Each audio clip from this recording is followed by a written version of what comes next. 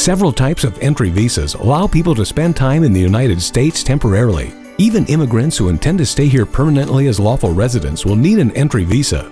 The process for obtaining a U.S. visa depends on the type of visa being sought. For some temporary visas, particularly for travelers, the process might be as simple as completing a form and attending an interview. You should still apply early, however, as it takes weeks or months to finalize the application and approval process.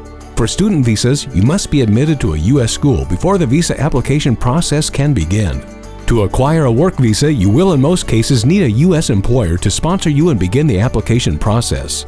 Most temporary visa applications require proof you can support yourself during your visit and that you are likely to return home afterward.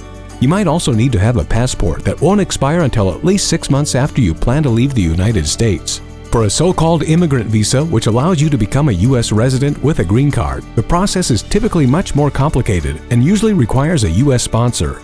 Most people need to apply for their U.S. visa from their home country, though a few can change status if they're already legally in the United States. If you are currently overseas, you will need to find a U.S. embassy or consulate that is authorized to issue the type of visa you want. You can contact the U.S. consulate or an immigration attorney to learn more